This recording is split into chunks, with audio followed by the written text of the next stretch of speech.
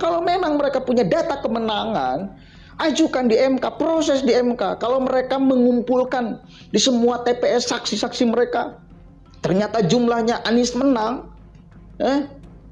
maka mereka akan berani kok datang ke MK.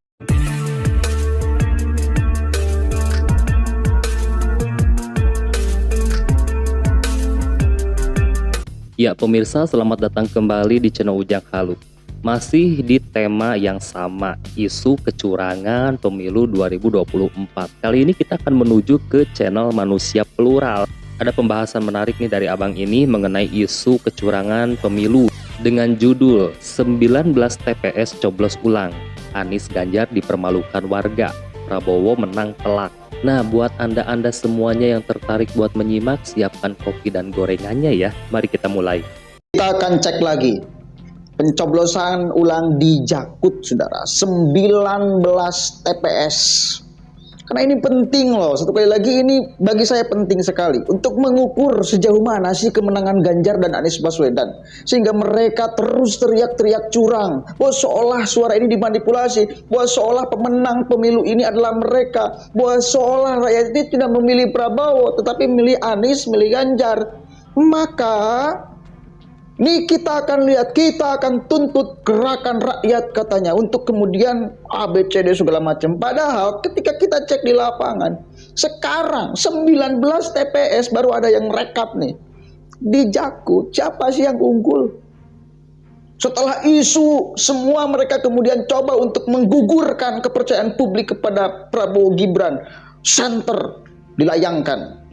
19 TPS, bukan 1, 2, 19 TPS, 19 TPS. 19. Ini 2 ya. 19 TPS. You gotta show up if you want to get it done. If you want to get it done, you gotta show up. If you don't show up, it's not getting done. You gotta show. Kita coba nih baca beritanya dari suara.com, sehingga kemudian ini digoreng nih oleh netizen.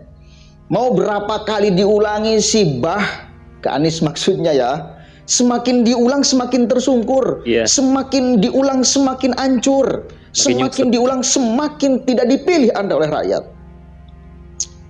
Coba kita baca beritanya nih dari suara.com. Prabowo Gibran unggul dalam pencoblosan ulang di Jakut. Netizen, mau diulang berapa kali Abah Anies? Pasangan calon Prabowo Gibran dikabarkan tetap unggul dalam pencoblosan ulang susulan Pilpres 2024 di wilayah Jakarta Utara.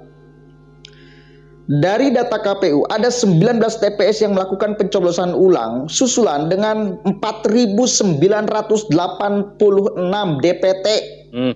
Cukup banyak kan? 4.000 bos. Pencoblosan ulang dilakukan karena pada 14 Februari 2024 lalu terjadi hujan yang membuat surat suara rusak.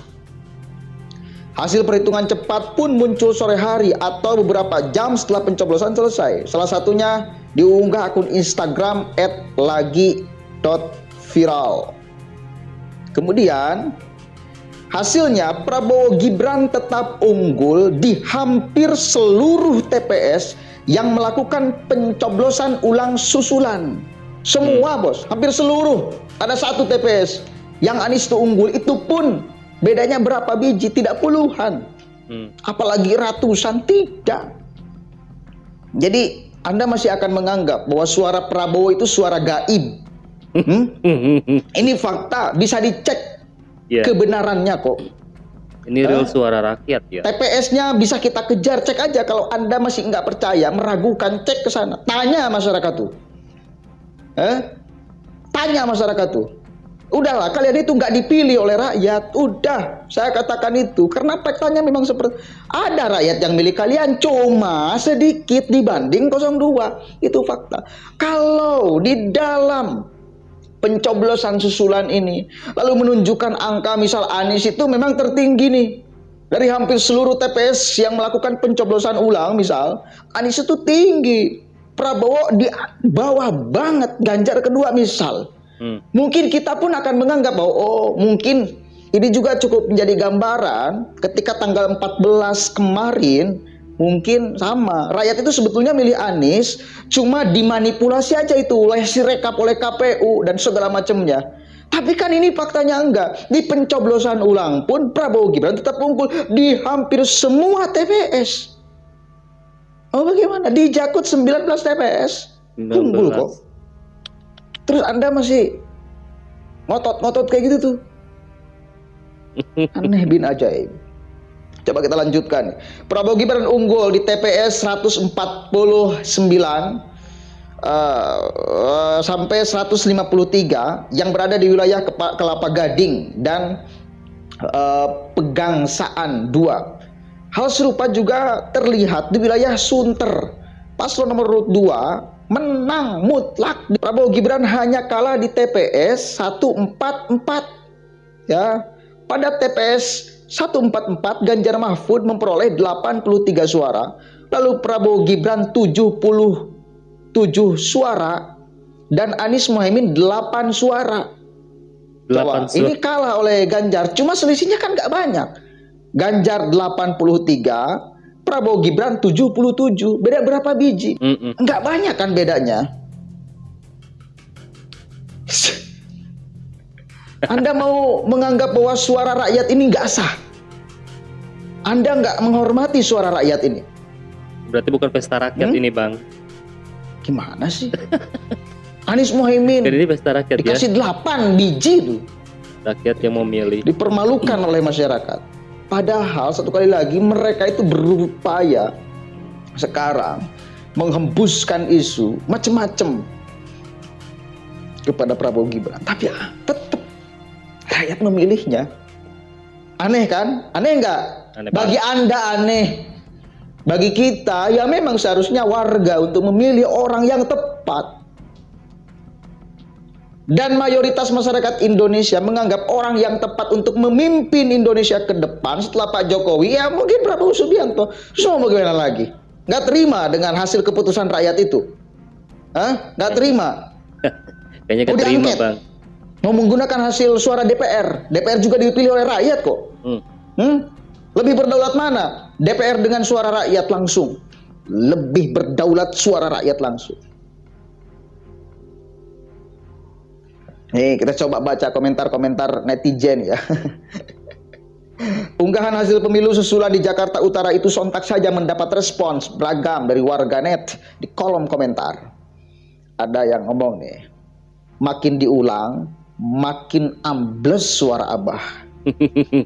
Kemudian mau 1000 kali diulang juga tetap 02 pemenangnya. Makanya jangan sok-sok teriak curang Abah. Mau berapa kali diulang para anak Abah-abah sampai Abah menang. Repot satu kali lagi kalau kita berhadapan dengan orang yang hanya ingin ikut lomba, ikut kompetisi, nggak mau kalah, nggak mau menerima kekalahan, nggak melihat fakta suara rakyat deras mengalir ke siapa. Katakan ini bansos, cek, bisa dicek loh, urusan bansos. Sekarang ada bantuan bansos atau tidak? Ada bantuan bansos atau tidak? Sekarang kan nggak ada sekarang, nggak ada bantuan bansos. Faktanya tetap tinggi atau tidak? Tinggi, bos. Ini untuk membatalkan bahwa ini gara-gara bansos segala macam. Bahkan Roma Hurmuzi itu kalau monyet dikasih uang berapa ratus triliun tuh nyalon jadi itu katanya. Jadi kadang-kadang ya kita emosi aja melihat orang-orang yang bebal sekali. Bebal, tahu bebal kan? Nah, otaknya bebal. Susah diomongin, susah melihat fakta kenyataan kalau merugikan dia.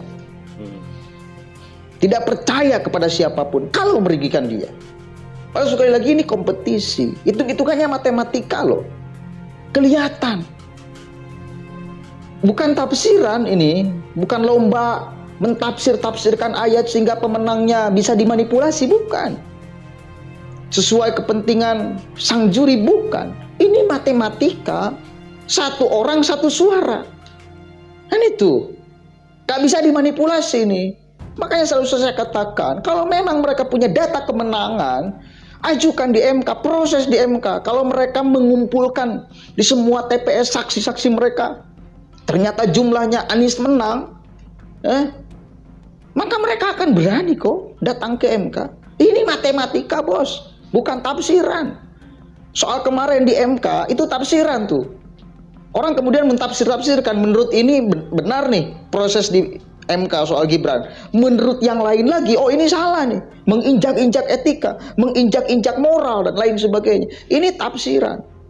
Orang bisa membenarkan sesuai dengan subjektivitas pikirannya. Tidak bisa mutlak mana yang paling benar, nggak bisa.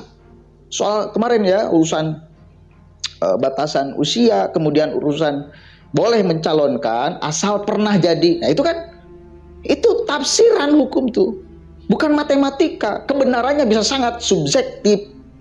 Ya, menurut ahli hukum ini, oh ini melanggar nih. Menurut ahli hukum ini, oh ini tidak melanggar nih. Ya sama aja mungkin seperti kita di dalam beragama. Misal ada NU, ada Muhammadiyah. NU kunutu, benar nggak? Benar. Muhammadiyah nggak kunutu, benar nggak? Ada dalilnya nggak? Ada, benar sama. Ini benar, ini benar. Cuma kalau ditanya, kalau saya orang NU, kunut nggak? Kalau kunut, lebih baik kunut atau tidak kunut? Bagi saya orang NU lebih baik kunut. Bagi orang Muhammadiyah yang tidak kunut, lebih baik tidak kunut. Tapi benar. Paham nggak? Itu tafsiran. Tapi kalau suara, ini bukan tafsiran. Hitung-hitungannya jelas.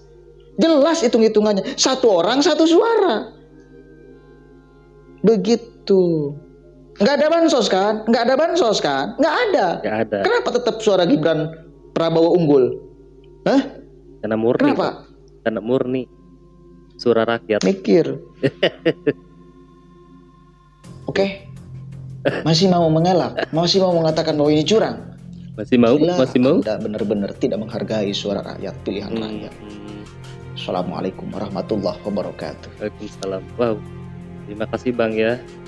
Penjelasannya bikin kita semakin terbuka lagi ya mata dan hati pikiran kita ya, bahwa ini sudah 19 TPS loh ya melakukan pencoblosan ulang dan hasilnya tetap diungguli oleh Bapak Prabowo dan Gibran ya guys.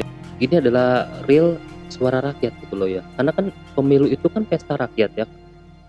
Rakyat yang memilih, rakyat yang punya hak untuk memilih gitu. Kalau masih mereka-mereka yang menentukan pengen menang ya berarti ini bukan pesta rakyat dong ya. Berarti mereka benar seperti yang disampaikan sama Abang ini, bahwa mereka tidak menghargai ini ya pilihan rakyat gitu loh, seperti itu ya. Aduh, bener nih pemilu 2024 ini tuh katanya adalah pemilu yang terbilang damai ya. Segini tuh damai guys ya. Karena di tahun-tahun sebelumnya itu lebih parah dari ini gitu kan.